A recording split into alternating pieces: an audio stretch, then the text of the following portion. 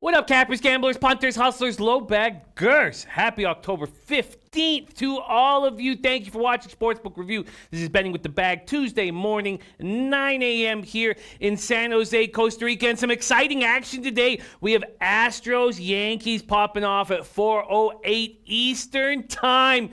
Big game. And I'm close to making a move on it. Also, there's 3 moves I want to make in NHL. And the market wasn't moving against me, and I thought that I should talk it out before making a move. So I have yet to send anything in, and I'm ready to get to work. Good day yesterday. We pushed on the total at 45 for show purposes. I bet it at 45.5, so I lost that bet. We cashed the under in the Ottawa game. We cashed the over in the MLB playoffs. Broke the 5-game losing streak I was on in the MLB playoffs, thankfully. So we cashed that. And I did cash a $100 prop for over 40.5 completions last night. So overall, it was a winning day. You watched me lose $50 if you were watching the Late Show on Race 5 at Santa Anita. Overall, a winning day, and I'm excited. And I'm ready to get to work and happy to be here. Shout out to all the cappers in chat. Matt Randall, look at this guy. Not only does he provide us with the most popular play that this show has ever seen, the Taint play of the day, but also look at that hustle first in the chat. There's my guy, Ron Walsek, in the house. His morning low baggers. Nothing better than getting up late with coffee and Jimmy the Bag. Great show. Thank you so much, Ron Walsek. Much love to you, my friend. We have Tobias Mickelson in the house. Joe and Nisi back in NYC doing his thing. Tobias Mickelson says, thank God for live betting.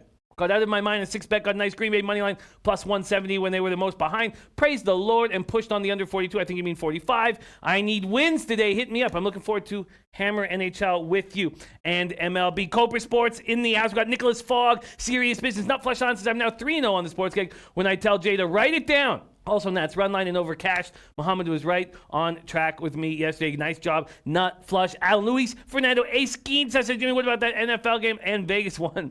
They did. Paco Healy in the house. Von Polo AM ready to go. Says, so done with these favorite soccer teams going out on the pitch and losing to lesser teams. So we're going for big scores today. AM, that's when you do your best work.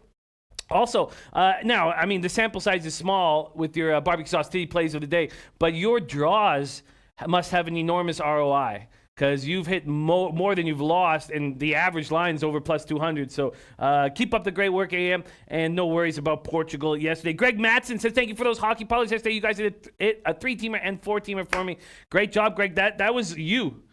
That was not me because I only had one play. So that was all you, Greg Matson. Canoscat in the house. Detroit minus 3.5. Under 23 first half. In-game over 5. Plus 187, Green Bay money line. Great job, Kanaska. JF in the house. Let's have some solid scrutiny on these games. Well put, JF. Mally Mal murdered hockey last night. All games. Only lost Dallas Stars. Great job, Mally Mal. Shelby Richard says Flyers, Red Wings. Well, Shelby, I'm with you on the Red Wings. But I think I'm going to fade the Flyers. I really think this is tough travel. I know they haven't played a ton of games with the travel, but, I mean, you come home for one game, and then you go all the way to the west coast of Vancouver. Then you play Calgary. So I'm thinking of fading them, but I want to talk everything out. There's Joseph Tucker, my guy Joseph Tucker in the house. Paco Healy says, being MIA on live shows lately, good to be off and chilling with you all. We love you, Paco Healy, Joseph Tucker, Mally Mal, Shelby Richards. The team is coming together. 400 in the house is Wild, Ottawa under. Packers money line under 45.5. Bruins money line parlay 268 to win 2022. Great job, 400. Respect, man. Bricker says, man, these NFL refs have a lot of explaining to do. Yeah, a lot of problems with reffing. It's becoming like boxing and figure skating, man.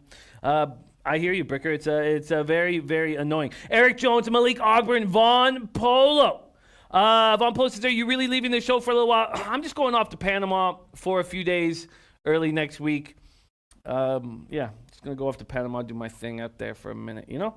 That's what we do down here. Alex Ramirez, Tobias Mickelson, just a few days, so I'll be back. Tobias Mickelson, Luis Fernando, Askeen said, Dog Bry in the house. Alex Ramirez, 4-1 in NHL. Joseph Tucker, 3-0 yesterday. We got Brian Beasley ready to get to work. Jaime Minuto, Jimmy Gomez from sunny Orange County, California. Richard Lee says, great call on the Wild Under. Yeah, that was because it was just what we have to do, and we were talking about last night on Live Line. What we have to do is we have to see when the market's making a mistake with too small of a sample size and take advantage of it. And when I was asked, like, who are the bet-on teams? What are the spots? It's the teams that are losing right now. It's the teams that are losing right now, like San Jose going 0-4 and everyone's saying they're trash. I mean, it's situations like that we can take advantage of in the beginning of the year, and that's what we did a nice job of yesterday. There's Prince of the City, Barry Block, Ben Sports 24/7, Bookie, Lover, cute. The Dav Fen got killed taking pack second half -4.5, sitting down in the 2 instead of TD. Felt like a cowardly way to win the game. You know what happens. Thank you, Glenn Elliott, man. Much love to you. And Slats45 says, Jimmy, bring back the first 5 under. Astros-Yankees 4 p.m. start. Sunny shadows. Big disadvantage for hitters.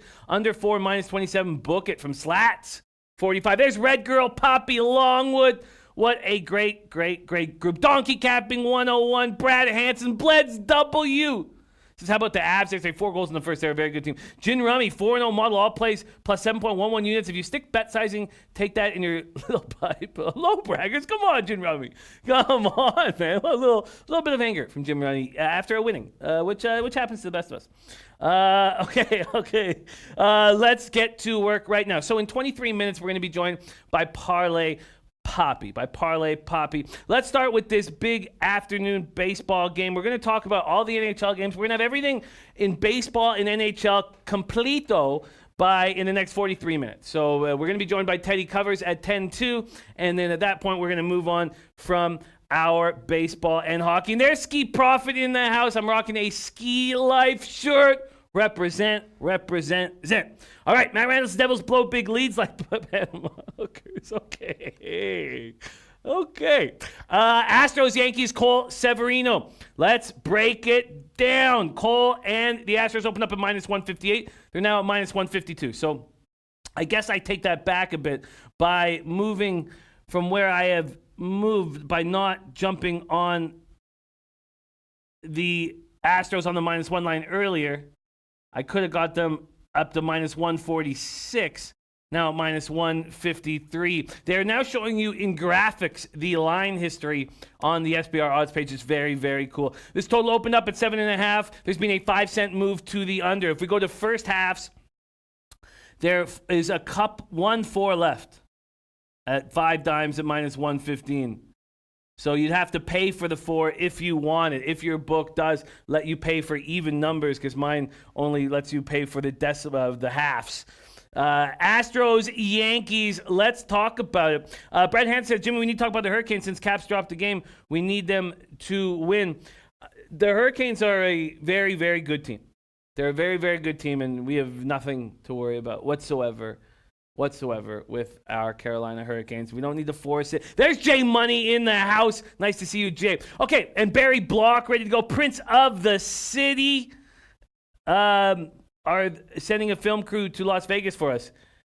I would like to send a film crew to Las Vegas for you guys. I guess you're talking about for the big weekend that you guys are having at the Orleans. Let's talk more about that. Because you guys are gonna make us insanely jealous. Anyone in the Vegas area should go party with the low baggers at the Orleans. Not this weekend, but next weekend. I guess it's November 1st, right? Yeah, we have time to put something together, Prince of the City. Okay, let's go.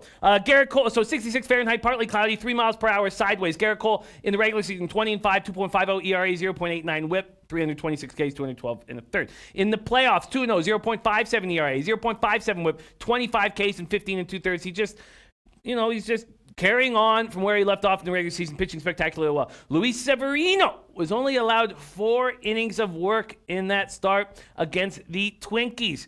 Did not allow a run, 1.5 whip, 4 Ks, 2 walks, 0 home runs allowed in 12 innings of regular season, right? Because he was on the IL all year. 1-1, 1.50 ERA, 12 innings, 17 Ks. Astros are hitting 274, 840 OPS off righties in the regular season. In the playoffs, they're hitting 226, 651 OPS off righties.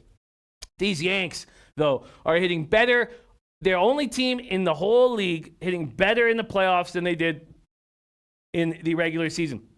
Off of righties, 278, 865 OPS in the playoffs, and that was a 265, 820 OPS in the regular season. Astros in 2017 lost all 3 games at Yankee Stadium. Can Cole stop that? We had the graphic on the screen talking about what Cole has done in his last 24 starts off the top of the show. 18-0.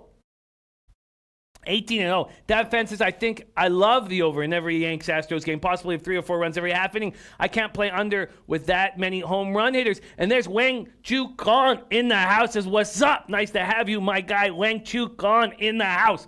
Now, Eric Jones says Astros win 5-2. Malik Ogburn on the Yanks and the over.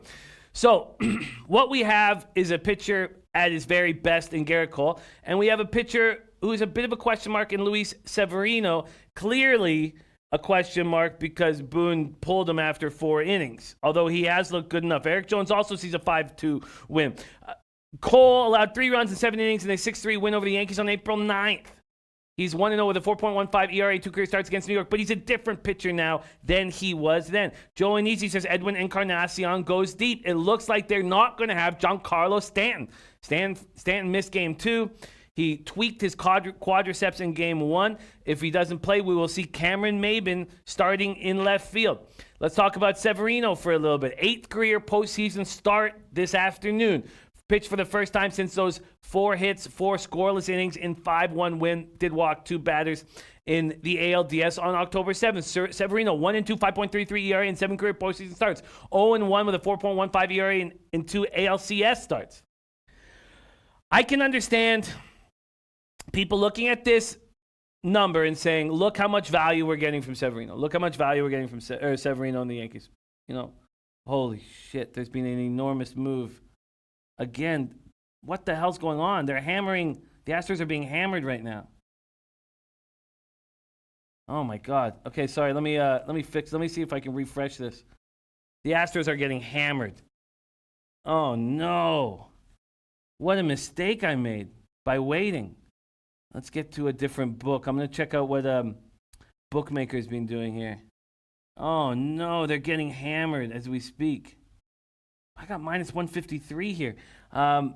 Okay, they're getting hammered as we speak. Damn. What a mistake I made waiting.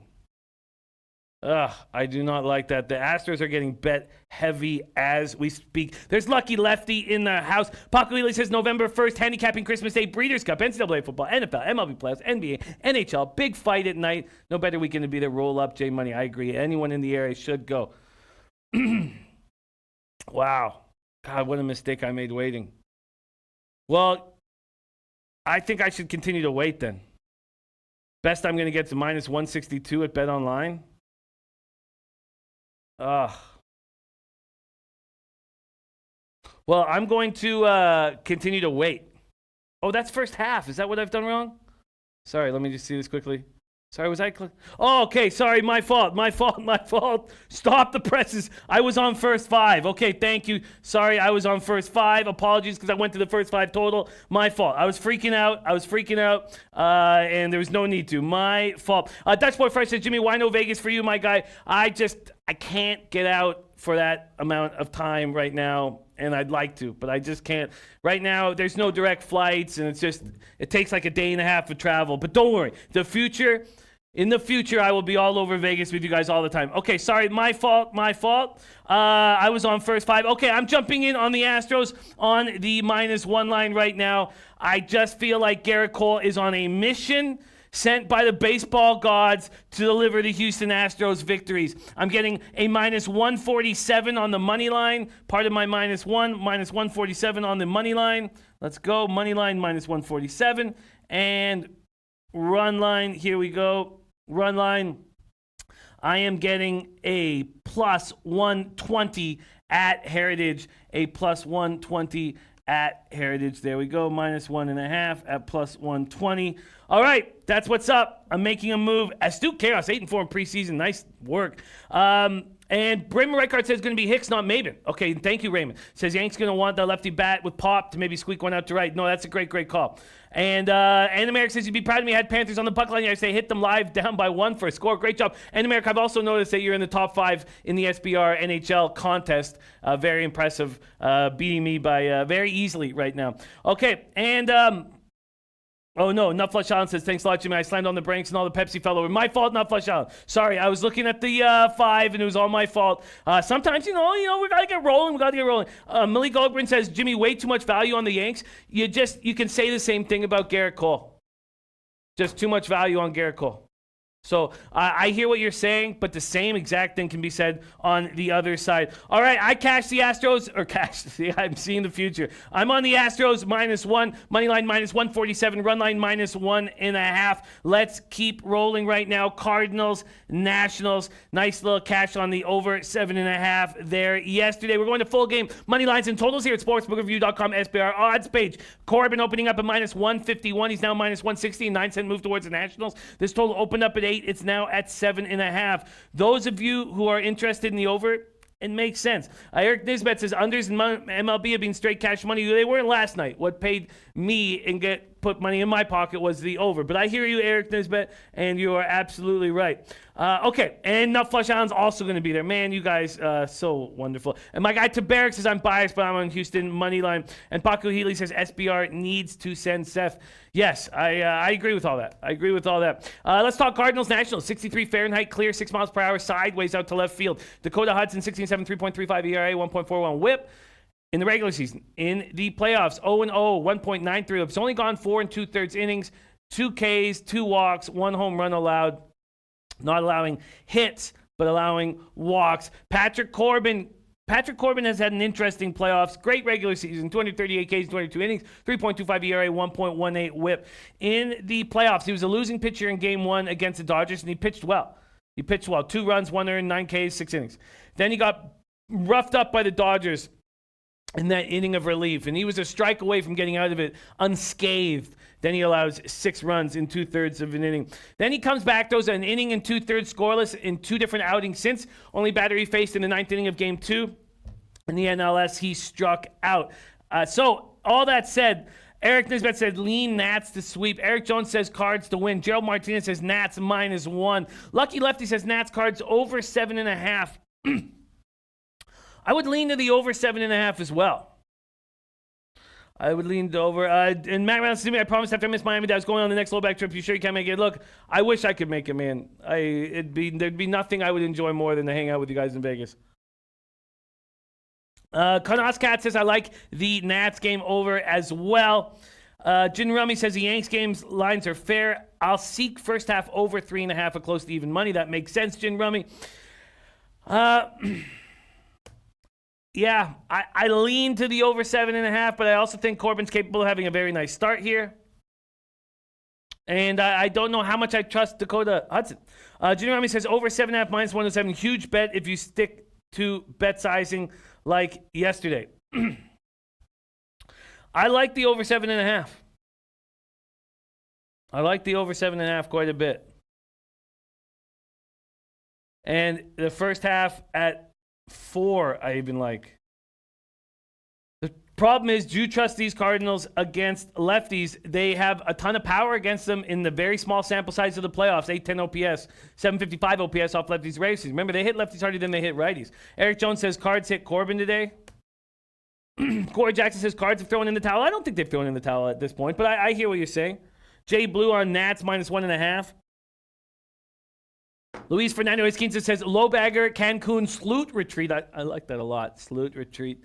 Spring break 2020. We're going to be talking about it. Von Paul says, Jimmy, I'm going to Vegas for the first time next month. Do you know any sports books where you can live? Okay. Yeah, you'd need the app mostly to do the live betting that you want. So I would just grab the William Hill app and start hammering away. I like the over in this spot. Let's take a look at the market move on this total. When did it go from 7.5 to 8? So it opened at 9:43 p.m. yesterday, and then by 10:44 p.m. it moved to 7.5. I like the over. That fan says, yep, over 7.5. Lucky Lefty says Cardinals bats got to work tonight. Gerald Martinez says Cards are not hitting, but they hit today. You know what? I think this 7.5 is too low. It's not cold. I'm close. I'm going to wait to hear what Parlay Poppy has to say. All right, let's start breaking down this NHL card. We're going to start with Wild Leafs. I want to make a move on that over. Okay. Tabarak says, I live in Vegas. I'm a promoter. Got everyone in clubs for free and cheap table. Nice. That is a rarity for guys to get cheap tables. Bob Ruby said, took over 7.5. Nice, Tabarak. Much love to you. Thank you for looking out for these low baggers. That would mean so much to me. I want this over 7.5. Stu Cass says, what about St. Louis Washington first 5 under 3? I don't even really trust Dakota Hudson that much here. I think there's going to be runs. Bob Ruby says, do it. Let me take another look at what the lines are for this total quickly. If I took the over 7.5, look at that, plus 104. God, Pinnacle did open it up at 7.5, though. Pinnacle did not. Oh, sorry, I'm looking at the wrong. My fault. God, what's wrong with me? The total is at 8, open at 8. So the over 7.5 is at minus 108 at 5 times. I like it. I think there's going to be runs. All right, I'm in. I'm jumping in, minus 108, over 7.5, minus 108, and Cardinals-Nationals going right back to the well. All right, let's talk NHL. Wild Leafs, Dubnyk, Anderson. The Wild played a very tight, conservative game, the kind of game that Gabby wants. And Gabby said after the game, he said, I think those are the kind of games we're going to have to win. He said 6-5 is probably not in our repertoire, but 2-1, 3-1, if we can do that a lot, you'll be a successful team. So you have the Wild wanting to play tight. You have the Wild without Mats Zuccarello, who's got a lower body injury. He didn't travel with the team.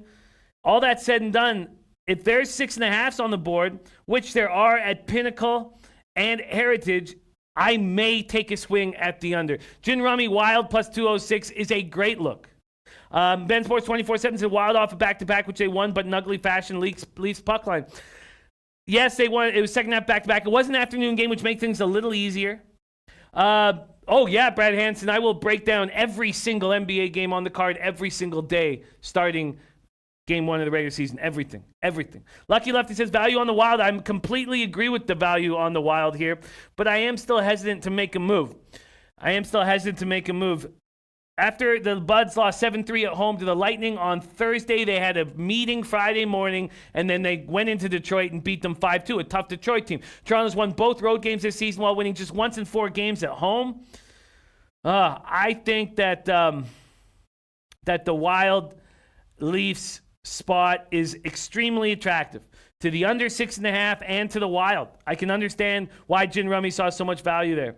Mally Mal liking the Wild as well. There's Big Ragu in the house. Christopher Comentini liking the under. I want 6.5s across the board. And I think they're coming. And even if they're coming, I'm not certain I would make a move at this point. I want to talk all these games out. So, yes, I lean towards the Wild at this price. I think it's a very nice price. Let's see what you get on the Wild right now. Money line. Wow. Plus 206s are gone. The best you can get now is plus 195. And the opening line is wrong here at Pinnacle. It says it was plus 113, which we know wasn't the case. And Pinnacle got up to plus 193. Wow, I wonder where Gin Rummy got plus 206. Wonder where he got plus 206. Okay. Bob Ruby hedging with Minnesota plus 1.5. All right. Let's keep rolling. Ben Sports 24/7 like Hurricanes money line today and the over against the Kings. I know they've been skewing to the over for sure. Let's move on to Lightning at Canadians. Montreal Canadiens. I've seen a lot of people backing the Canadiens at home, and I think differently. The Lightning 2-2-1 over their first 5. They've won once over their last 4. And they didn't do that all of last season. They lose 4-2 to Ottawa on Saturday night. They stay on the road, and it's unacceptable. And the leaders in the the dressing room, I got to say dressing room, man. The leaders in the dressing room, it's unacceptable. And now they've been on the road. I feel like we have value on the Lightning here, an angry Tampa Bay Lightning team. And then we talk, let's talk a little bit more about it. So, Senators come in winless, beat the Lightning, embarrassing. The Lightning have been outshot 171-132 through 5 games, embarrassing. Vasilevsky, 3.04 goals against average, embarrassing. This Lightning team allowing 3.4 goals a game with a 72.2% penalty killing. This is all embarrassing and unacceptable for the Lightning, and it won't be tolerated. This team will step up. Canadians come in feeling good about themselves. They win 6-3 over the Cup champs, the St. Louis Blues. They snap a 2-goal losing streak. Gallagher, Tatar, and Deneau have 12 points in the 2 wins this season, only a goal and 2 assists in 3 losses this year. Druin on a 5-game point streak. I think that there's too much value right now on this Lightning squad. And I say that because we saw what they did to the Leafs, who are a very, very good hockey team. When this Lightning team wants to step up, they do exactly that. They do exactly that. So, that said and done, I want the Lightning, but I also want the -1. I don't want the puck line here. I want the -1. I think that's where the value is at. And maybe I don't even need to take it, but I will take it. I'm not going to stick with these -129s, -135s. I'm getting a -125 at 5 dimes, part of my Tampa Bay Lightning -1. So let's go. Money line is -125. And the -1.5. And also, remember, can you pop up the NHL record for a second?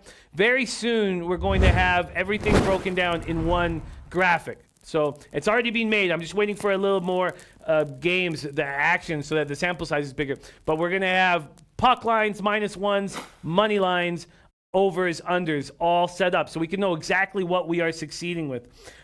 Jin Rummy says Tampa is not like the previous 2 years since that 4-0 sweep, and says his model is on the Habs. I hear that, Jin Rummy, but we saw glimpses of who they are. Now, clearly, I mean, they scored 128 points as a team last year, and their point total over-under was 108.5. So people do not believe that this Lightning team is going to be what they are last year. But I do think after that embarrassment in Ottawa, and remember, points coming off of hip surgery, this team has to get rolling and can get rolling here. Asking about market moves, the +22 it opened at Pinnacle, and now it's at +117.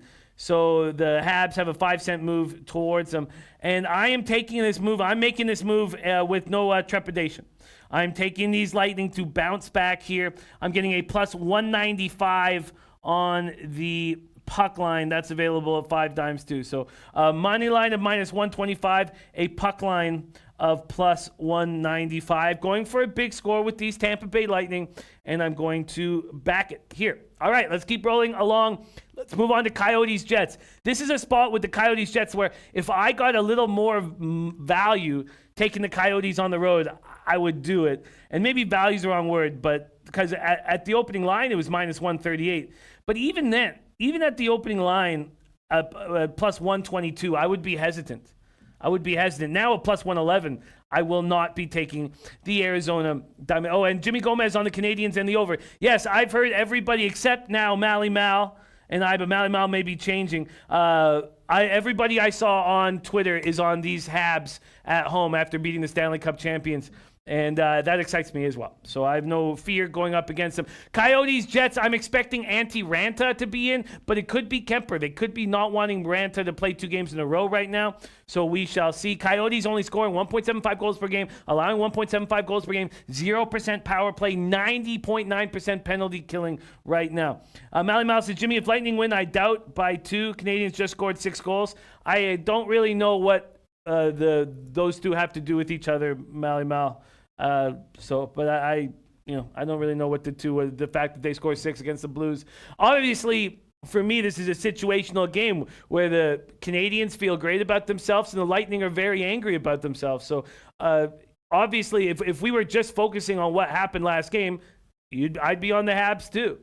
But I think this is a nice spot for the Lightning to bounce back, just like they did in Toronto, winning 7-3. Okay, Coyotes lost lost 3 times in their first 4 games. So they lose outright in regulation to the Ducks and the Bruins, then overtime against the Avalanche. Ranta back in action, 29-save outing, and that was with Burakovsky getting his second consecutive game-winning goal. Another problem with the Coyotes, and something we need to look for, is Halmerson. Halmerson left early in the first period. His status is unknown. If he's hurt for a period of time, remember how strong this Coyotes front forward defense is, and it's very much because of how good Halmerson is, especially with outlet passes. Jets are looking to step up after getting crushed by the Penguins on Sunday, 7-2. Second game in the season, second spot for a back-to-back that they've been in, and they lose 7-2 to the visiting Penguins. Disappointing, because they beat the Blackhawks 3-2 in overtime at Chicago Saturday night, come back and lose. They were on a 3-game winning streak. Brian Little's been out with a concussion right now, and with all that said and done, I don't see value either way. But I tell you what, if they were hanging 6.5s, let's go to spreads and totals here. If they were hanging 6.5s, I would be interested in the under. And of course, that they're not hanging a 6.5. Those 6.5s that we saw with the Wild last night, and they're never going to be there. Anytime you see a 6.5 with the Wild or the Coyotes, we just have to hammer it immediately. And that's why I say, even against the Leafs, I would be interested in taking that under 6.5. If it gets there. It's only there at 2 books right now. All right, so we have 4 more games of NHL to break down. I've got 2 more plays that I want to lock in and talk out. But let's do that, bringing in our first guest on the big Tuesday morning show, Parlay Poppy in the house. Please welcome to the show, representing Long Beach, California, Parlay Poppy. How you doing tonight, man, or this morning, my man? I'm doing amazing. Jimmy the Bag. Everything has been so on point for me, but this damn college football. I need some help, low baggers. Come on. But let's get right to it. How you doing, Jimmy the Bag? What's going on to all my low bag familia? I'm doing good. I'm excited about where we stand in NHL. I broke my losing streak in MLB playoffs. I'm ready to get to work. And as you guys requested, we have been recording all of Parlay Poppy's action on the show. And Rafa, could you pop it up? Parlay Poppy's record looking good. Small sample size, but looking good. Little 31.67% ROI.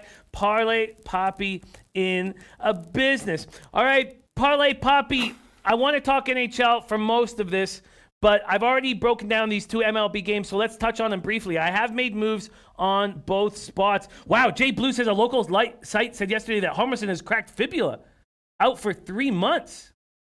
Wow, Jay Blue. Wow. I did not know it was that big of an issue. Wow, thank you for sharing that, Jay. And wow, I wonder how we're going to start capping these Coyotes without Halmerson. Yeah, he's out for a while, Jimmy the Bag. I think 3 months on the IR is what I read on a depth chart here. Wow. Very, very, very, very interesting. Okay, that's going to change a lot with that team moving forward. All right, let's get to work, Poppy. Let's start Astros, Yankees, Cole, Severino. I am on the Astros on the -1 line. Are you, my friend, making moves as well? Oh, man, Jimmy, I broke this game down a few ways. I mean, let's look at it like this. 2 powerful lineups, 2 great pitchers, and great with an asterisk, right? I'm talking about Severino with the asterisk. Historically, just not that great in the postseason. 5.3 ERA, 7 games. I know you probably already touched on all this stuff. You just said you did. For me, it's the fact that we're babying this guy into these extremely, year-long, your whole season games. You know what I mean? Getting into the World Series, we're babying you into this Shark Tank of Astros hitters. No way, Jimmy the Bag. I want nothing to do with Severino. He literally has 219 pitches in 12 innings. You know what I mean? And also, remember in 2017, he dumped, I think, 2 games to these Astros leading into the ALCS with the World Series. And, on the other hand, Cole just completely dominant, and the home road dichotomy between his splits are extremely similar. Despite walking more people, everybody's going to walk more people on the road. I just think that the edge clearly is with the Astros, but Astros are still 2-6 at Yankee Stadium. And with that being said alone, I think this this is going to be a spot the Yankees know they need to step up because they know Severino is going to be mildly limited. I'm sure they all had a discussion a few days leading into this. So for me, it's a pass. I absolutely understand why anybody would be on the Astros here, Jimmy. And that's what I'm doing. Jose Ruiz says, yeah, bugging. Says Cole not ready, going to be nervous with this crowd going wild. I do not think that Garrett Cole is going to be nervous. He does not come across as a guy who gets shaky in big situations. And 7 postseason games, right? .76 whip. This guy's been here before. He's a vet. He's not one of these young guys on the mound, right? I agree. I feel good about this situation. I feel good. And I'm on Astros -1. Biggeroo says, pound the Nats, people. No way you can't make money in this situation. Keep betting it. Let's move over to that because I do, as I said, want to spend most of our time in NHL. Cardinals-Nationals, I did take the over at 7.5 -108, but I can understand why our guy Ragu is saying take the Nats for the sweep. Do you agree with Big Ragu? The sauce from the Boston, the sauce. Yeah, man. That's going to be one of our plays here. We're going to take a look at this. Look, Dakota Hudson looked absolutely dominant in the last 9 games down the stretch, 1.89 ERA, but that's in the regular season. And he was good versus the Nationals this year in the regular season. I think 4 runs in 13 innings or something. But then again, he's a little spotty on the road. Hudson 7-5, 4.13 on the road this season. Remember, Hudson almost leading the majors in walks versus these national bats. That sounds like a little bit of a problem, right? I know Corbin has not been completely erroneous in this postseason. He got absolutely diced by the Dodgers, but you know, the Dodgers are a lineup that is in the likes of the Twins, Yankees, Astros, Dodgers. That's it. The St. Louis Cardinals bats are absolutely not that. I mean, let's look at it like this. This is one of the teams.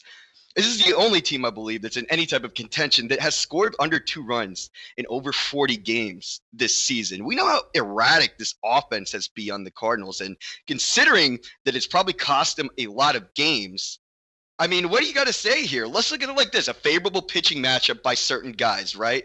The only one who's going to be doing anything, I think, is Martinez, who is, I believe, 6 for 12 off these national pitchers who's coming off the bench because they need some offense. But, like, look at it like this. We got Dexter Fowler. This is the only guy who's even hitting Corbin, you know, 316 average, 3 RBIs, 19 at-bats. But he hasn't even been able to hit anything. You know what I mean? A .60 batting average in this playoff run, 0 for 11 in the series. I don't think there's any way that I want anything to do with the Cardinals. I think that Corbin may be a little bit vulnerable, but no, I mean, I don't buy into the Cardinals bats. I haven't this whole year. Yeah, sure, they go blast 30 runs off the Braves, but we knew Fultonavich is not one of these guys who's going to step up in this giant game. I think we touched on that, but I agree with our guy, Mr. Ragu, my star, my man, my Florida fam over there. We're going to go -1 on the Nats here, Jimmy the Bag. That's at -112. Yeah. Jin Rami says price too weak for the Nats. Need more around -130, -125. But I understand the angle. And I agree. What do you think about the Cards offense waking up against a lefty? They did hit lefties better in the regular season, and they've hit lefties much better in the playoffs. Small sample size. What do you think about the Cardinals getting hotter or feeling better at looking at a lefty instead of these spectacular right-handed hurlers that they've seen?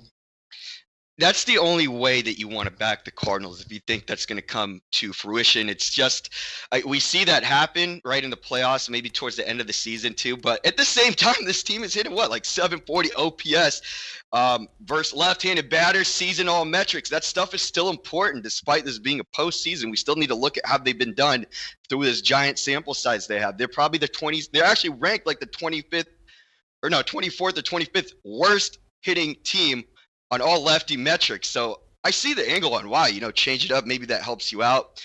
But, it's just, I know sounds ridiculous, but you just look at a guy like Fowler, who is the guy who is so successful against this left-handed pitcher here and who hasn't hit anything. Is he going to wake up today? Maybe. That's the only angle to look at it. But I trust the Nationals bats. They're great. This lineup is so good. And I don't want anything to do with the Cardinals going to -1 at -112. But I do understand why you would maybe think a change of direction might get these Cardinals bats working. Yeah, I agree with you. I just don't know if I'm getting what I need from a price standpoint. I may make a move later. I'm not going to make a move now. William Cathcart says Cardinals win tonight. Nationals close out Game 5. You just don't want to give any hope to this Cardinals team. You need to finish them off here if you are a Nats backer. All right, let's get into NHL. I want to start with the 4 games that we haven't capped yet, if you don't mind. I imagine that you've capped all of these NHL games, so I'd like to start with the games that I haven't got to, just to make sure that we cover them in detail. Is that cool, Papi? Yeah, go for it. All right, let's start with Flyers, Flames. Flyers, Flames. Flames open up at minus 159 and now minus 154. A 15-cent move towards the Philadelphia Flyers. There's been a 1-cent move to the 6 over, 1-cent move to the 6. And Bob Taylor said, I think Max should host this show while you're in Panama. Interesting idea, Bob Taylor. I'm a big Maxwell Smart fan as well. Okay, Flyers, Flames. So it's Brian Elliott's first game of the year. And that's just a ton of volatility. And that was what was making me hesitant to make a move on this game. But I've decided to make a move on this game on the Calgary Flames. I do not think the Canucks are a good hockey team. And the Flyers did they dominated the third, sort of. You know, they were leading the play. They were the aggressor. And they had the puck possession. They're scoring 3.33 goals per game, allowing 1.67 goals allowed, 40% power play, 88.9% penalty killing. I mean, those are spectacular special teams numbers that I'm not certain will continue. In fact, of course they're not going to continue. I mean, they're just too spectacular. Flames have not looked good. They've not looked good, but they felt good. So Peters called them out before that loss to the Sharks. He liked what they saw. We're talking about a Flyers team still without Nolan Patrick. For me, I really feel like Philadelphia's been on this long travel schedule, and Calgary coming back off of a 2-game road trip where they lost both games. They know they need to win now, and I'd like to make a move on the Calgary Flames, Poppy. Flyers, Flames, are you making a move here? I mean, yeah, with those special team stats. How many games has the Flyers played? 3, right? I think the only one who's really staying true to those numbers is our guy Olofsson on Buffalo Sabres. What an incredible situation they got going on there with that kid. Jeez. Anyways, we're talking about this game in Calgary. I mean, they got to be happy to be home, right? Going 1-3 on the road. And, it's just not an ideal for this team start. We knew there was going to be a little bit of problems here, just judging by how they ended off last season. They had some lulls in the offense, obviously some spotty goaltender.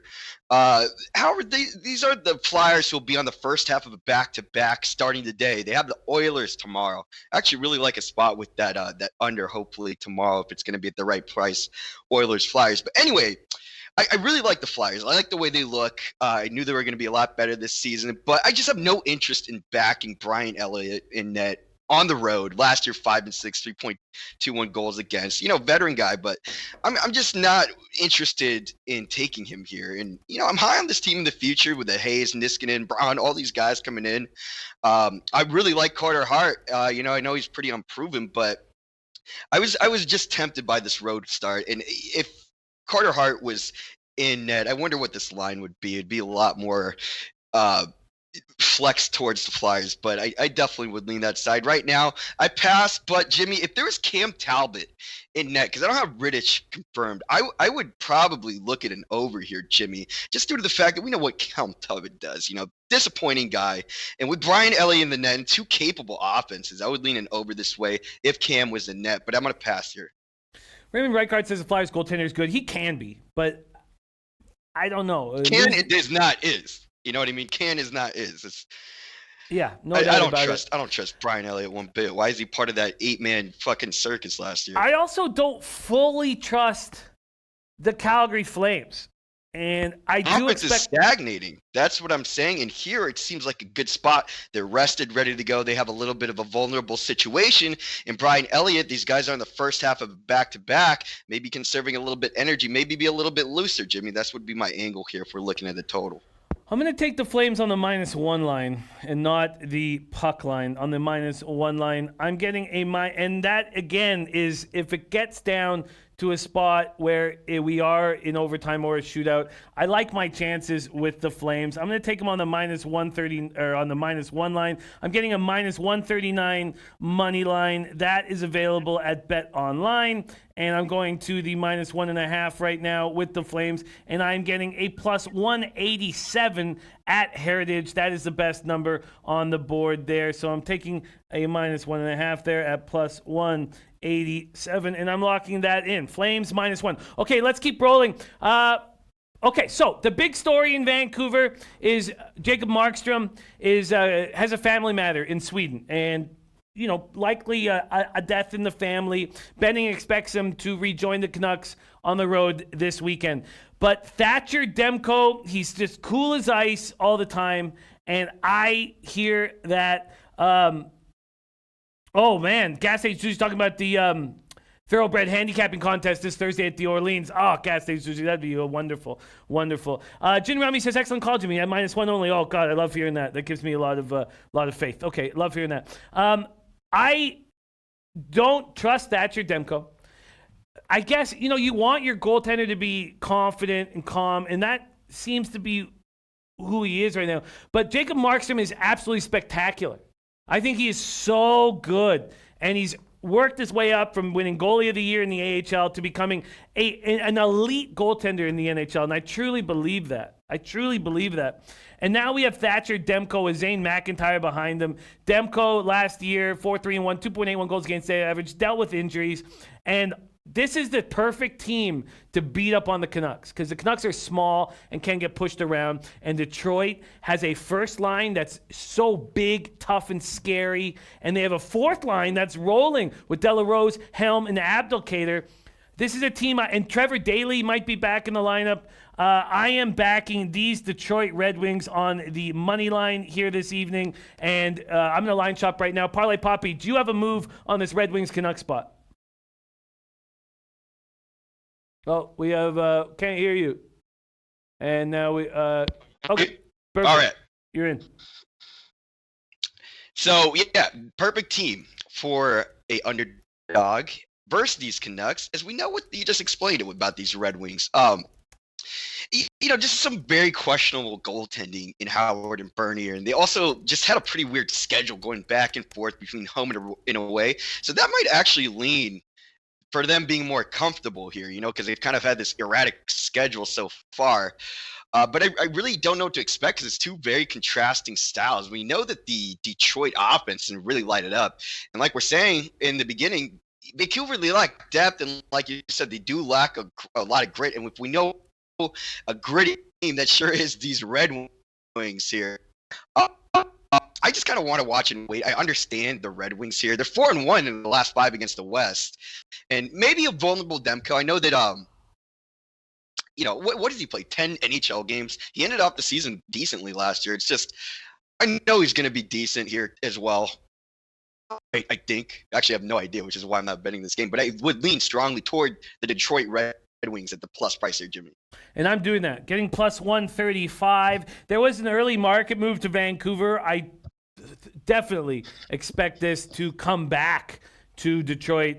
When people start studying Demko, I do not expect a plus 30, 135. I don't expect any 130s on the board come the late show. I expect all 120s. I really like, anytime we have a big hockey team coming into Vancouver as a plus spot, I'm going to take them all year long. I think that the Canucks can get pushed around. I expect them to get pushed around and easy to play against. Let's talk about Predators, Golden Knights quickly here. Predators, Golden Knights, and I need to speed up this pace a little bit. Spreads and totals here.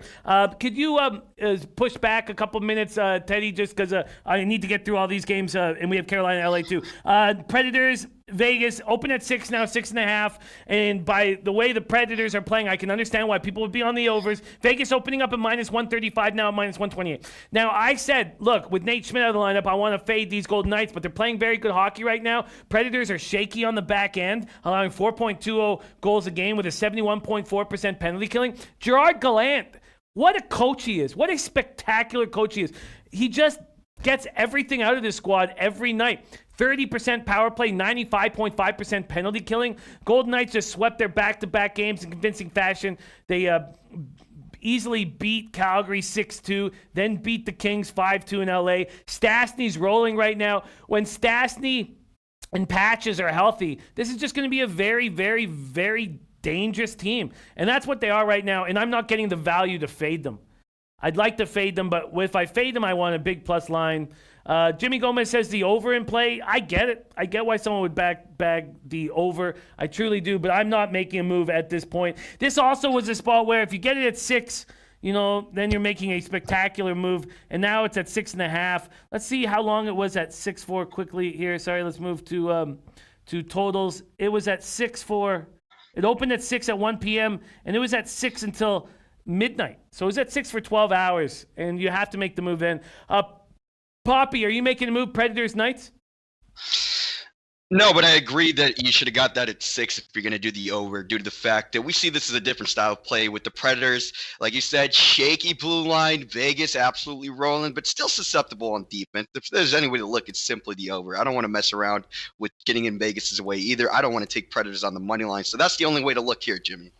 Yeah, I agree. I'm off that game, although I can understand the 6.5. And then Hurricanes, Kings, Mrazek versus whom we expect will be Johnny Quick. Hurricanes open the season 5 straight victories, then lose to the Columbus Blue Jackets. Brindamore, God, I just love this guy as a coach. Brindamore said afterwards, he said, they did exactly how we thought they were going to come play us to a T. We weren't ready. Didn't mentally prepare properly as a group for that kind of game. We got what we deserved, in my opinion. This guy is going to ensure that these Hurricanes are accountable, and this Hurricanes team will be the class of the Eastern Conference. 23 goals through 6 games, 4 games of at least 4 goals. You have Howla with 5 goals this season. Dougie Hamilton playing like the guy we'd imagined him to be all year.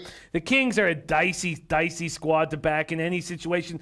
In saying that, I don't want to back big favorites on the road, especially opening up a road trip. So the Hurricanes, I know they're going to be appealing to a lot of people, but I just don't find them that appealing to me right now. They open up minus 153, they're now minus 156.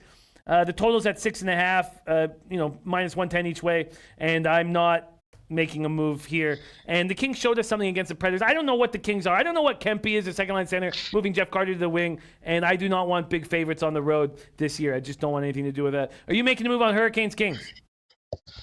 Look at it like this simply. Jonathan Quick, the team doesn't care. They've quit on this guy. It's Jack Campbell. Who are those 2 wins against? Who do they rally into Nashville versus? It's Jack Campbell. Jonathan Quick is on the way out. He should be the second starter. I'm not sure if he's starting today, but if he is, I'm absolutely taking these Hurricanes -1, despite this being on the road and a significant favorite. There's no reason to think that anything is going to change. And if they put Jack Campbell in tonight and he is playing, I promise this will be an extremely entertaining game, just based on what this old McMillan or something from the Oilers a couple of years ago. That coach is doing good stuff. I like the way that he's implementing this more lackadaisical style, less defensive orientated Kings team, allowing them to kind of get off a little bit. So if Jack Campbell's in net, they're playing for this guy. They don't give a shit about Jonathan Quick here. The over's definitely live, but that being said, I will not bet the game if Jack Campbell is in net at all, either way. If Jonathan Quick is in net, I will be pulling the trigger on this road favorites at -1 for the Hurricanes. I can't deal with, it's just ridiculous. You got to look at all these stats on Jonathan Quick and how the team is playing with him. What's going on? See it. It's very eye-opening. Easiest spot on the board if there is Jonathan Quick in the net. -1. We're going to wait and see, so I'll wait to tweet these plays out, Jimmy the Bag. Well, I'm looking forward to hear them. And then we're going to be moving over to Teddy Covers now. Do you have any looks on Wild, Leafs? And if it gets to 6.5 across the board, which is possible, I will possibly try to sneak under. I understand people backing the Wild as well. And then Lightning, I'm on the -1. And the Coyotes, Jets, I'm staying off. Do you have any looks on those 3 games, Poppy? Yeah, I was immediately very intrigued by the under on the Jets. I just know that is such a significant defensive issue on the Coyotes. I'm not sure how they're going to respond. And considering that a lot of these games in Winnipeg actually go over the total versus these 2 teams, which is very counterintuitive of what you think they're playing like, I kind of want to lay off and see what happens without this key defense in alignment. And the fact that they're kind of they're definitely scoring a lot for some reason. These Coyotes who are ranked almost last in scoring, these Coyotes who are killing almost all the penalty kills. Hellebuck, who looks great. We hate Brussois. That guy allows every goal in the net. That's why you would lean in under, just a little bit sketchy based on what's going on in Arizona. Definitely agree with the Wild under. If Stalik's in net, I think that they should be transitioning that way, don't we? I mean, that was very impressive what was going on yesterday. I mean, the Oilers definitely didn't have a high tempo offense like they have that we've seen recently, but I really like the way that the Wild bounced back. They got pretty, put in check pretty hard, I'm sure, by this Bill Guerin over here, and I'm interested to see where they go forward. But I'm leaning off this play. I would lean under as well if we do have Stalik in net for the Wild. I don't agree with the take on Stalik at all. Your backup comes in and has a nice performance, but this is Duber's team and will stay Duber's team. Look, how long has Stalik been in the league, right? He's got some significant games that are, pretty eye-opening compared to, Dubnyk. What are we going to do with this guy? Yeah, he's been great. What really happened with that Wild team? Were they just completely trashed by that manager last year? I'm not really sure. But yeah, what was your take on fading Stalik? It's not about fading Stalik. I mean, but this is just Duber's team and will stay Duber's team. He's off to a bad start, 4 games. This is a big opportunity for him in Toronto. We've seen him back to back shutouts. Almost every year. He's a really good goaltender, and there's no reason to sound the alarm in Minnesota for the backup to come in. I know he looked great yesterday, no doubt about it, but this is Duber's team. I agree with what you were saying initially about the Coyotes Jets under at 6.5. I'm going to stay off of it. But I am on a Lightning -1. So can you review your official plays right now, Poppy, as what you are on, and let us know where we can find you on Twitter, my friend? Right, so we're going to do Nationals -1 to get it done. Take the sweep at -112. You can always find me at Poppy_parlay. I will tweet you guys out, and you too, Jimmy, depending on what we do with this hurricane spot, depending on who's in net for the Kings. And I will see you guys tomorrow on the not the late show. Why do I keep saying that? In the morning. I love it. Parlay Poppy, bye. yes. I will tweet out your action, so I am very interested to see what you end up pulling the trigger on with that hurricane spot. Another thing also is I do not like backing teams that come from a sleepy town and fly into Los Angeles to start a road trip. It's just not a spot. I do not want to be sitting here with road favorites in my pocket to start the season, and I'm not going to make a move under any circumstances on the Carolina Hurricanes, although I'll be cheering for them because I have a ton of futures on them. There he is, Parlay Poppy, who can be seen on this show Tuesday and Wednesday mornings. Poppy, thank you so much for joining us, my man.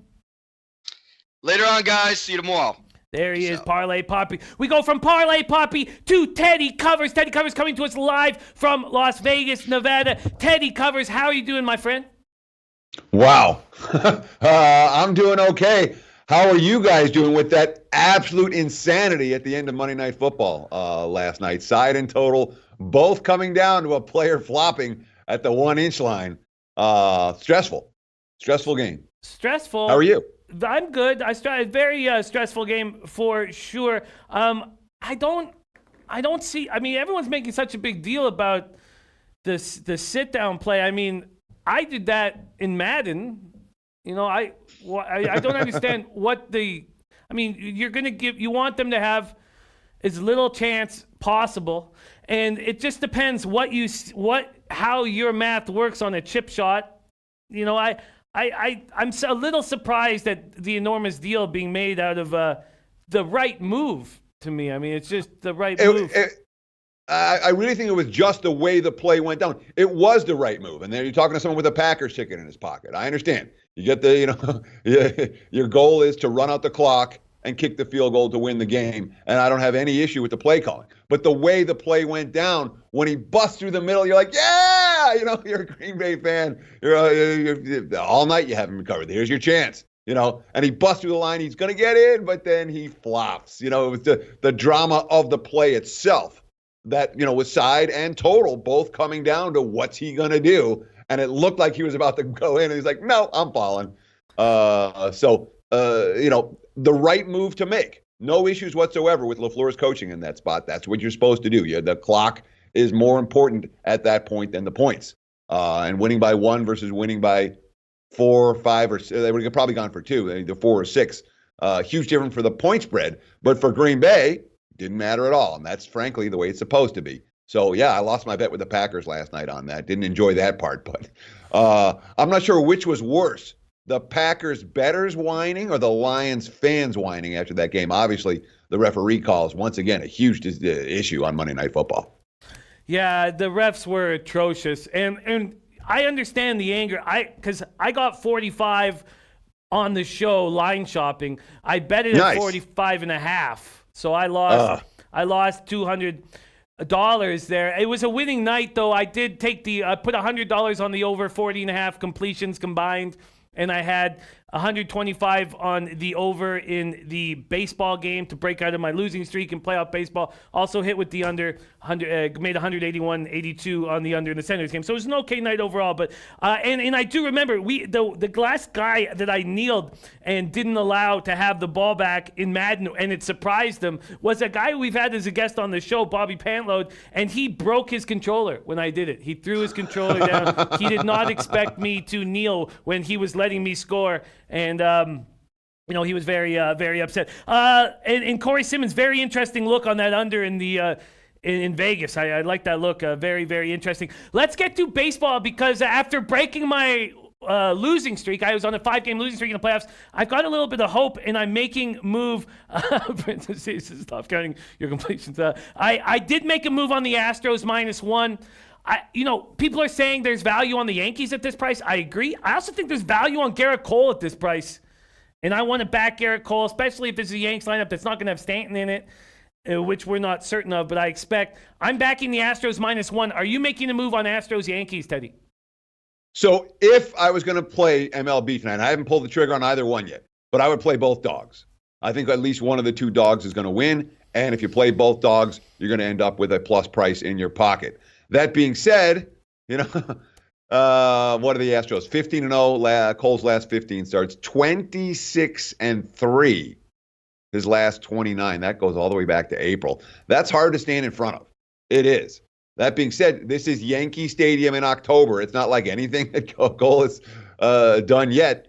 And as we know in the postseason, the majority of these games are decided by the bullpens.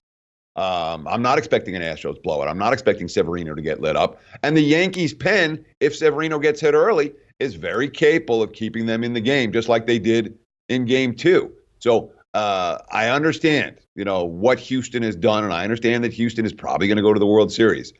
I also think that at this price, I can only take the Yankees. And I wouldn't even think about laying this price with Houston in the Bronx. I got the -1 line. The way I see it, I'm getting value on the best pitcher in Major League Baseball. But Sure. I can understand your take. It makes absolute sense with the Yankees. And usually when both sides make absolute sense, I stay off. But right now, he's the best pitcher in the world. Right now. Yes. Yes, agree. And so I'm going to back him here in the Bronx, and I'm very, very excited about watching this game. So I'm on the Astros -1. I got a money line -147, a run line of +120. And then in the Cardinals-Nats game, I did take a shot with the over 7.5. The Cardinals hit lefties better than righties in the regular season. They have an 810 OPS, small sample size off lefties in the playoffs. And after seeing the nastiest right-handers that you can imagine, maybe they're sparked by seeing a lefty. Now, in saying that, I still don't want to back them. And if I could get a bit of a better price on the Nats, I'd probably, but maybe I'm not. Maybe I'm asking for too much on the Nats better price. I could understand taking the Nats -1. I almost pulled the trigger there, but I did take the over 7.5 -108. Teddy covers Cardinals-Nats. Are you making a move here? So for the last, about 15 years, if you bet against the Cardinals in any elimination game, you've lost. Any one of them.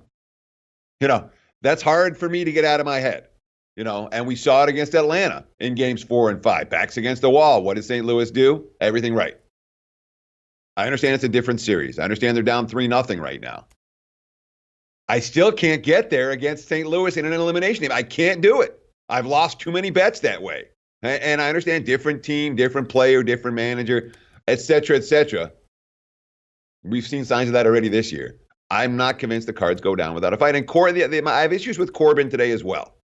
And that's just the fact that he's come out of the bullpen, twice since his last start.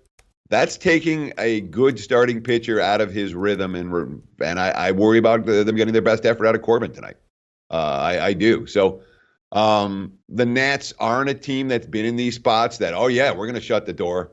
I would take St. Louis. Again, I don't love either play. I haven't bet either play. But if I had to make a bet, I would take plus price, and expect to split. I do think we're going to see a dog win one of these two games today. It's a real fun way of handling the two baseball games when you split and you cash. So I can totally understand. And if I was in Vegas, it might be a move that I make as well, because it's just a fun way of capping and gambling. If you had a free play on the total sitting here at 7.5, what would you do? I would probably play over. I have no arguments with your assessment of the over. I think we see both bullpens get involved in this game. And, we haven't seen much of the Nats bullpen yet. At some point we will, and it will continue to be a weakness for Washington. So I have no problem with an over wager in that game, but it's not anything that I'm even close to pulling the trigger on. Again, playoff baseball is where over goes to die, or overs go to die. I don't know that I get, it's not anything I'm even close to betting. I like it. I'm very excited about these two ball games. Well, let's move on to NCAA football and start by congratulating you for destroying some of these line moves. We talked about it on the Late Show yesterday. It was just a few hours that had gone by, and you were already murking these line moves in impressive fashion, especially Central Michigan and Rice. And we didn't even go through them all. But Central Michigan, you got it 10. It was 10.5 on the morning show. By the time we got to the Late Show, it was 12. I haven't even looked at it right now. Rice, you got it -3. By the time we got to the Late Show, there were 5s on the board. So great work, and that is exactly as planned for you. So impressive stuff. Going over your looks on Monday: Duke, Central Michigan, Iowa State, Washington State, Northern Illinois, Rice. Any other market moves on your 6 games that jumped out at you? No, those were the two that moved right away. What's the Iowa State line doing today? I haven't looked at that this morning. I think that was still sitting at 6. No, I did make one more 7.5. move. I made one more bet yesterday. There was something that I ran into, and I'm like, I better bet this right now. Yeah, Iowa State's up to 7. That's good. We locked in at the good number there. I played betting number 384, Louisiana Tech, -1.5. 1.5s are still out there. As soon as that line flipped, I'm like, I got to get down on this now. La Tech in double revenge at home against a team I think they can beat. This is a heavyweight match, and everything I was reading is that La Tech's been focusing on this game and focused towards this game. So I got down, again, betting number 384, La Tech -1.5. So I've actually made 7 bets now. And I'm kicking myself. There was one that I didn't bet yesterday. I'm like, did I talk about TCU and Kansas State? No, I missed it. I had TCU -2.5. I'm like, I got to get TCU, and they're 3.5 now. I'm kicking myself for missing that one. I don't like to miss those line moves across key numbers, but I missed the TCU over Kansas State, and I'm pissed about it. Well, some great start to the week for sure. Some great starts to the week. Let's talk. We've got lots of plays coming in. We also had both Drew Martin and Big Ragu on our Late Show yesterday. They gave us their early looks. We have questions coming in. We have a taint play today, so we have a ton to talk about. So let's start with the taint play of the day from our very own Matt Randall. The taint play today is the game you just spoke of, TCU, Kansas State, over 46. Over 46. What do you think about the over in that spot? I don't have a strong opinion on the total at all. TCU is going to generate some big plays on offense. I don't know that K-State's going to do that. I haven't been impressed at all with Kansas State in recent. We'll see if they come out of the bye with a little something in their step and a couple of trick plays or something. But when it comes to that offense moving the ball up and down the field 80 yards without making a mistake and getting in the end zone, I've got my questions about K-State and overs. They're not a team I'm necessarily looking to bet over. Not anything I bet the other way. I certainly wouldn't talk you out of it. But K-State and overs, that's not who they are right now, in my opinion. not who they are. K-State in the over. That's the weekend play of the day. He also liked the Louisiana Tech spot that you were on. That was a play that he grabbed yesterday. And his final look, I'm going to grab the number before I hand it off to you. So let's go to the first question so I can give you the rotation number so we can keep things smooth. The first question comes in, and a couple of people have talked about it. Not only have a couple of people talked about it, but I believe, let me just make sure, I believe it was jumped on yesterday. And let me just check and go over. Yes, it was jumped on yesterday by Drew Martin. And that is the continuing fade of Akron. Rotation number 325, 326, Buffalo, Akron. And that is our first question coming in from the chat. Let me pull it up from the chat here quickly. Okay, I don't have the question from the chat. Let me see if I have it here. But it was brought up, do we continue to fade Akron as they haven't covered all season long? What do you think about this spot backing Buffalo? Well, conceptually, I love the idea. You find a team to fade, you fade them every week until they win. If you're trying to jump in, okay, and even if you miss the first week, you jump in fairly early on a streak with a bad team, and you can cash bet and after bet after bet going against them. If you try to jump in mid-season on a team that hasn't covered a point spread, obviously the markets have already adjusted. The bettors have already adjusted.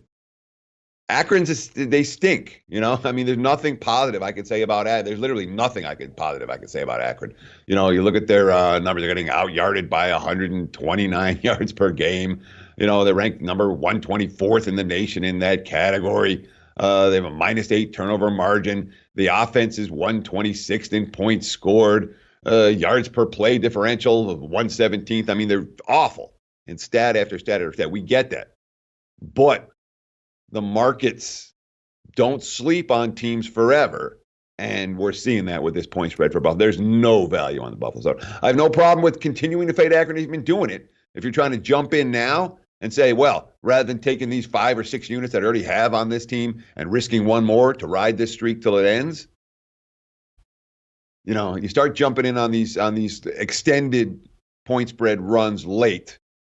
And in my opinion, it's not a recipe for success. Not a game I'm going to bet. Good luck. Yes, coming late to the party can be a bad spot without doubt. And then the next spot Matt Randall is on is rotation number 355, 356, backing 14th ranked Boise State at 6.5. What do you think about backing Boise State at Brigham Young late game Saturday night? Only way I would play it is Boise. Agree wholeheartedly with the Broncos.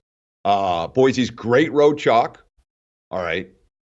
They're, I'm a little bit worried about Bachmeier. Let's see what his status is. But early indications are he should be fine. He got hurt last week against Hawaii. It doesn't appear to be serious. I want to know that he's playing, though, for sure. My biggest concern in this game is simply the way these two teams have matched up. They've matched up. It's been one tight meeting after the next. We have not seen Boise be able to dominate BYU on any sort of consistent basis over the last 5 years. It's been tight game. That does concern me. But Boise or pass. And BYU stinks.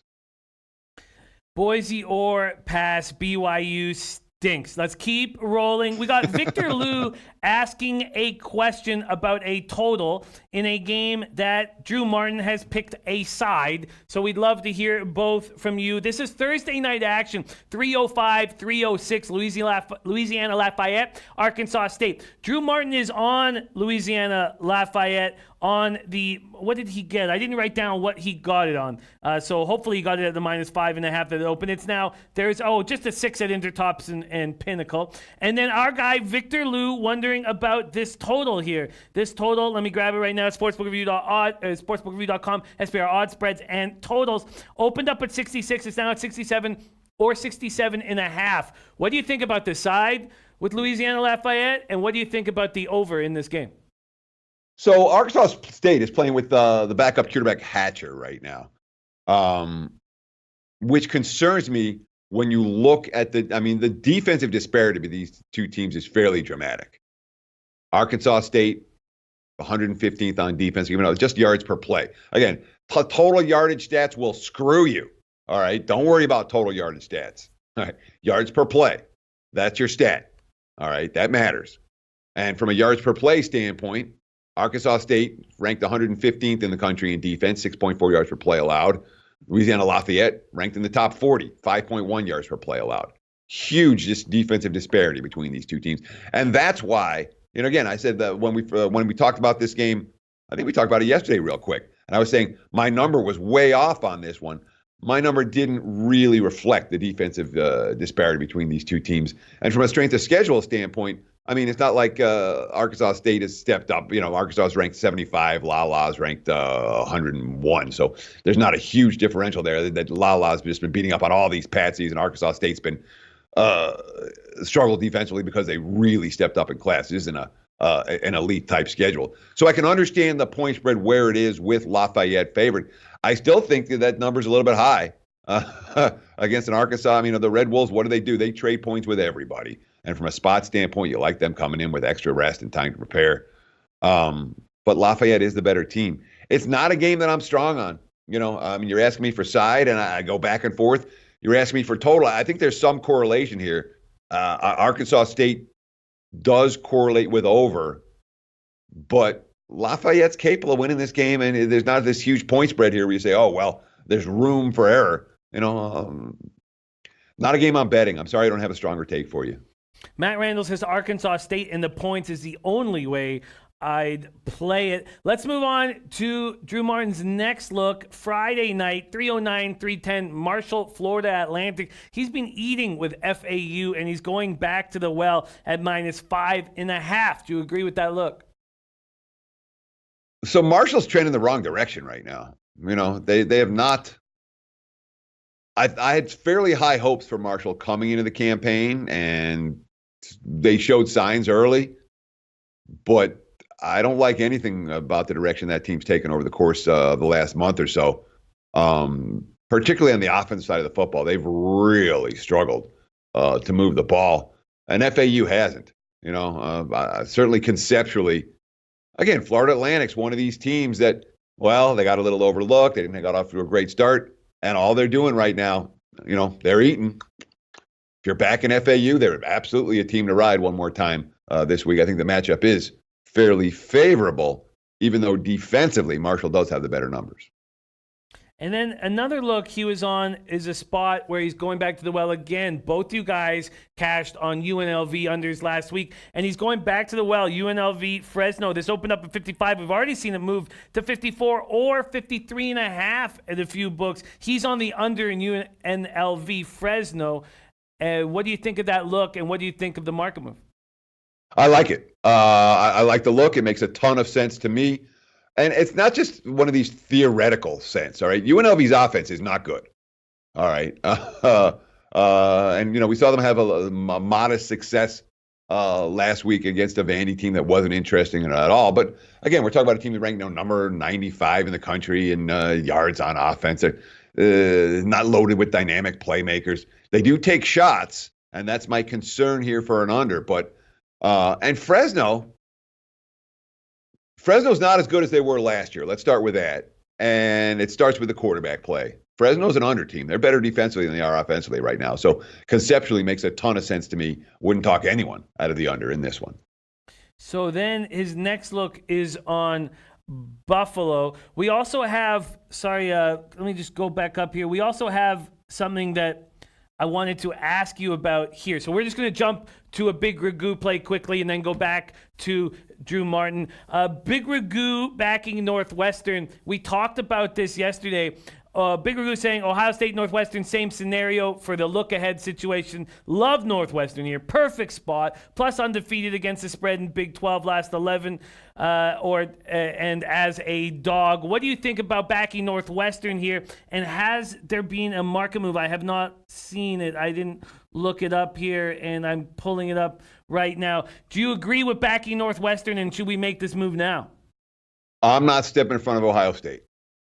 I'm not going to do it. Not with this offense. To be able to hang within a point spread of Ohio State, you have to be able to score. And I don't see how Northwestern scores in this game. I don't. They rank 125th in the country in yards per game. That's not good. All right. And I know they faced a tough schedule. They faced a tougher schedule than Ohio State so far.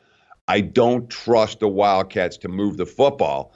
And if you don't move the football, eventually Ohio State's going to break you down. So I don't want, I understand Northwestern's track record, but the games where they're so outclassed, where they can't move the ball, those are the games they get killed.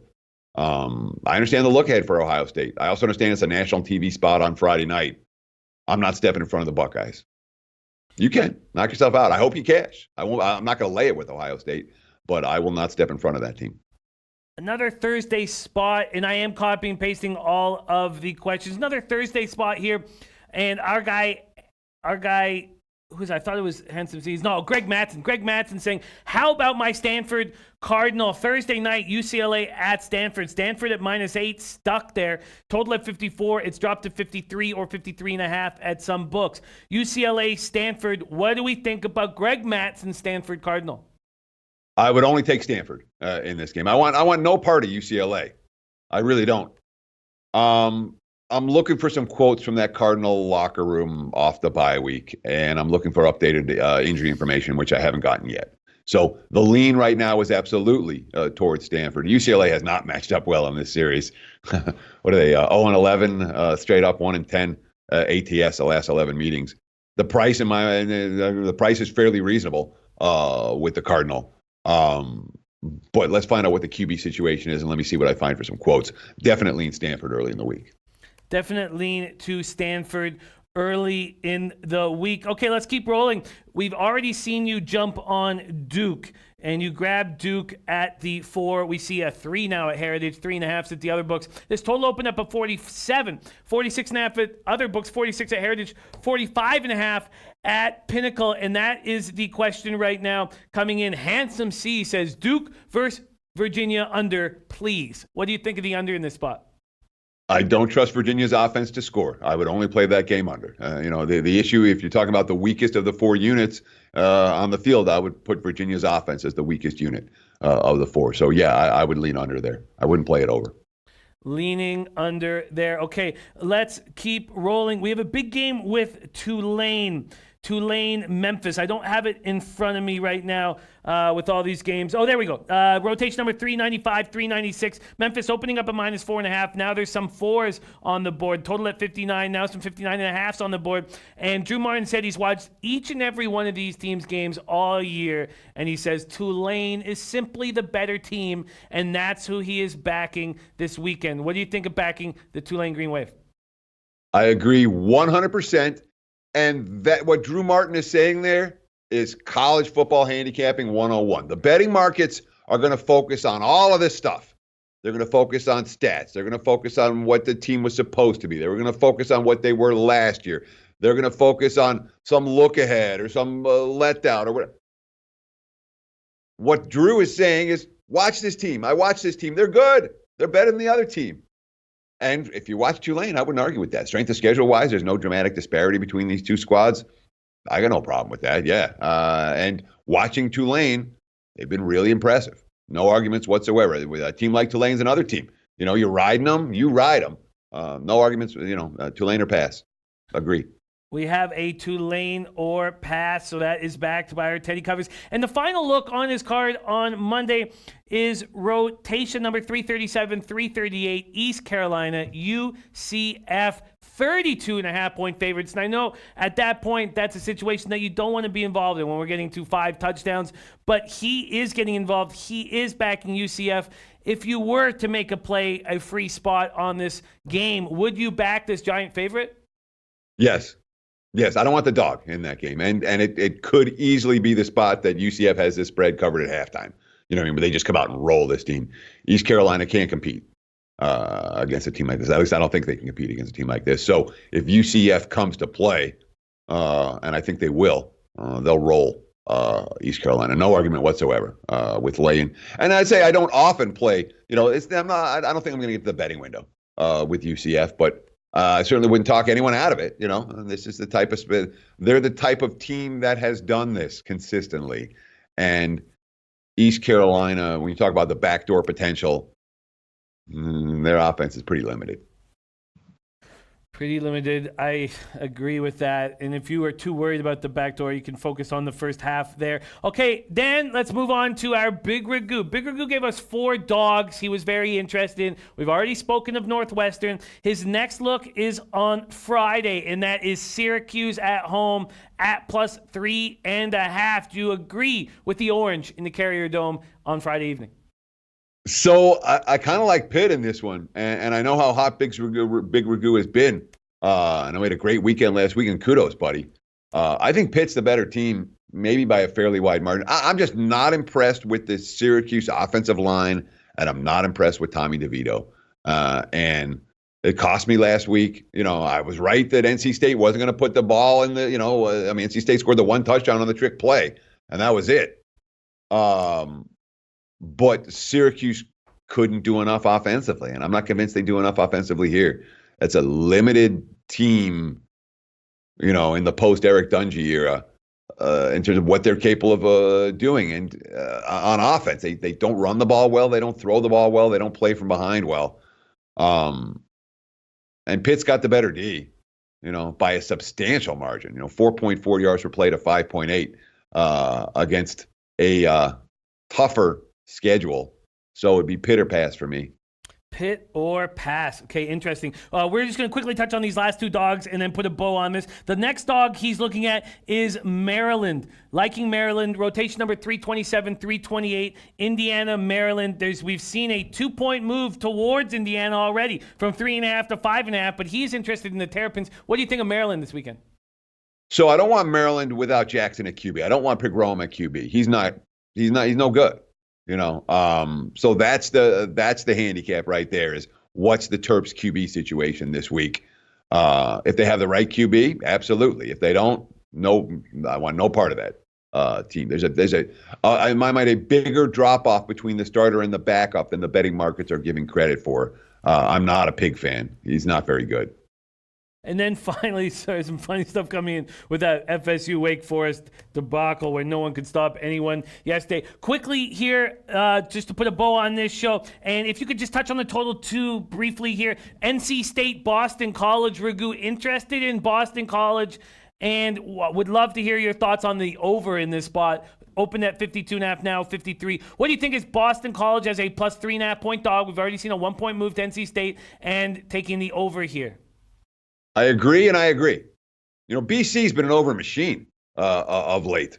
The defense is not capable of shutting down quality receivers, and you can run on them as well. And offensively, BC just grinds it out, man. They just grind out first downs, grind out touchdowns. They've been very impressive on the offensive side of the football. There's 488 yards per game. It's number 18 in the country. Defense is number 121 in the country, giving up 476. So it's an over that makes a ton of sense. From a side standpoint, I wouldn't argue either. I know I lost betting against NC State last week. My opinion of the Wolfpack didn't change dramatically after that game. I still think they're a somewhat limited football team that was a little bit overvalued early. So a BC and over both make sense to me. Wouldn't try to talk you out of either one.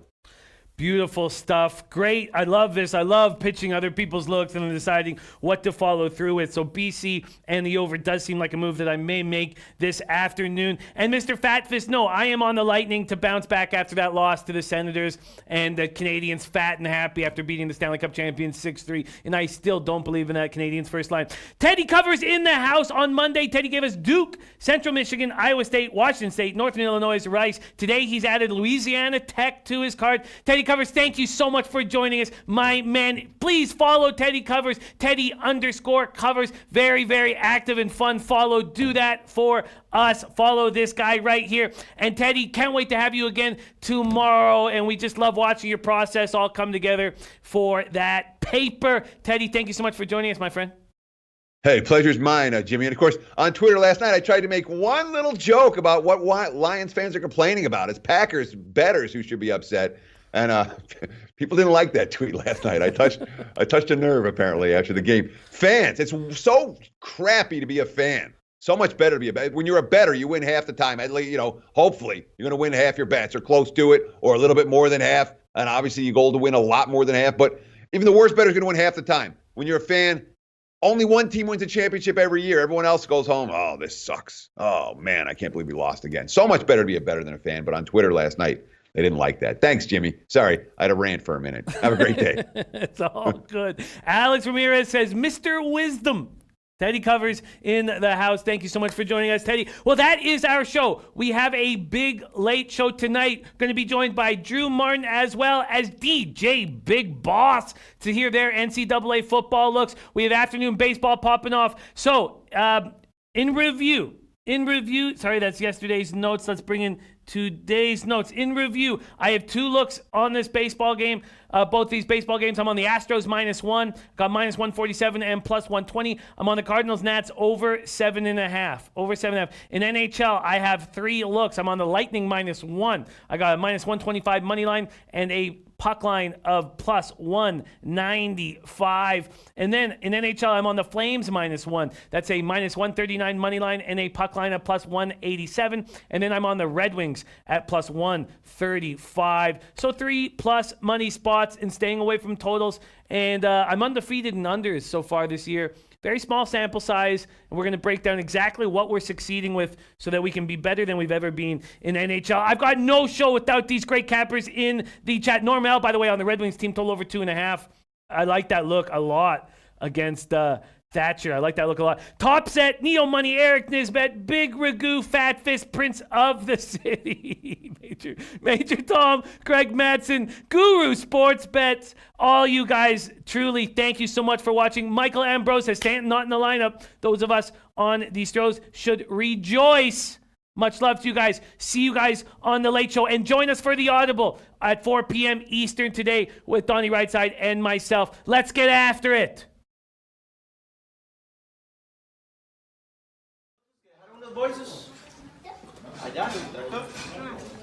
Leche, a los bookmakers.